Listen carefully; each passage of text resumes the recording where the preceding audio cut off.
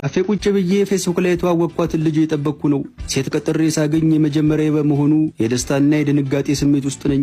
ድንገት የሆነች ሴትዮ ወደ ውስጥ ገባችና የኔ ቆንጆ ቆየሁብህ አይደል ይቅርታ ብላ ጉንጬን ስማኝ ቁጭ አለች። ሴትዮዋን ሳያት የ60ዎቹ ዕድሜ አጋማሽ ላይ ያለች ባልቴት ናት። ግራ ገብቶኝ ይቅርታ ማዘር እንተዋወቃለን? ሚሚ እኮ ነኝ ፌስቡክ ላይ የተዋወቅከኝ ልጅ። አላመንኩም። እንዴ ፌስቡክ ላይ ሳይሽ ወጣት ሴት ነበርሽ እንዴ? ከመቼው አረጀሽ? በመሃል እኮ ወደ ኤሮፕ ወጣ ብዬ ነበር። ያው እነሱ ደግሞ እንደምታውቀው 8 ዓመት ከኛ ወደፊት ይቀድማሉ። በዛ ምክንያት ነው ትንሽ ያረጀውብህ አለችኝ። ሚሚ ትመጣለች ብዬ ስጠብቅ ማሚ መታ ጠበቀችኝ። ቆይ አንዴ ሽንት ቤት ደርሼ ልምጣ አልኩና ተነስቼ ከአካባቢው ተሰወርኩ።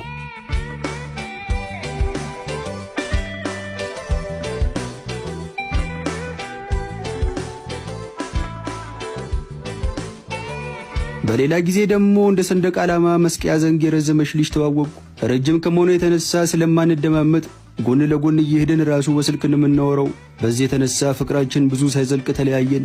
አብዛኞቹ ረጃጅም ሴቶች ለምን ፍቅረኛ መያዝ እንደሚቸገሩ በዚያው ተረዳው። እግዚአብሔር የባረካት ልጅ አለች እናስተዋውቅ ብለውኝ ከኤርሚያስና ከቅድስት ጋር ቁጭ ብያለሁ።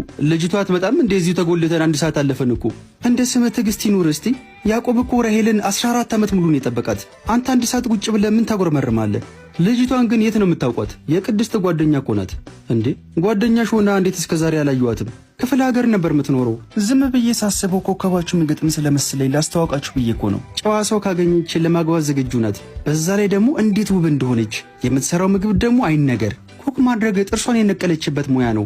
ሙያ ያላት ሴት አገባ ማለት ደግሞ ገነት እንደገባህ ቁጠረው። ጓደኛዬ ስለሆነች እያጋነንሽ ነው እንጂ እኔ ለበዓል የተበለተ ዶሮ ከሱፐር ማርኬት ገዝታ የምትሰራ ሴት ትሆናለች እኮ። እያወራን እያለ ድንገት ልጅቷ መጣች። ሁለቱም ተራ በተራ ሰላም ካላት በኋላ እዮብ ይባላል ተዋወቂው አለቻት። ፈገግ ብዬ እዮብ በየእጄን ዘረጋውላት። ቃል ኪዳን ብላ ጨበጠችኝ።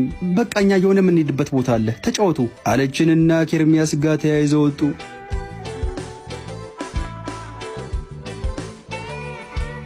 እኔና ቃል ኪዳን ፊት ለፊት ተፋጠን ቁጭ ብለናል። ወሬ ለመጀመር ያህል ኩክ ማድረግ ጥርስሽን የነቀልሽበት ሙያ ነው ተብሏል። እውነት ነው አልኳት። አዎ ብላ ፈገግ ስትል የፊት ጥርሶ የለም ወልቋል። እንዴ የምር ነው እንዴ ጥርስሽን የነቀልሽው? ደነገጥኩ። አዎ ግን የነቀልኩት በሙያ ሳይሆን በጠብ ነው። በድብድብ መሃል አገላግላለሁ ብዬ ገብቼ ነው ጥርሴ የወለቀው። አንድም አዲስ አበባ የመጣሁበት ምክንያት ጥርሴን ለማስተከል ነው። ጥሩ የጥርስ ሐኪም ታውቃለህ እንዴ አለችኝ። እንዴ በሚገባ በእናት አሁኑኑ ውሰደኝ። እሺ አልኳትና ዶክተር ሰላሚና ጋር እስማኤል የጥርስ ሕክምና ወሰድኳት። ያለ በረኛ ለብቻው የቆመ የጎል መረብ የመሰለ ጥርሷ ተተክሎ እንደ ሀሊማ የተፍለቀለቀች ወጣች።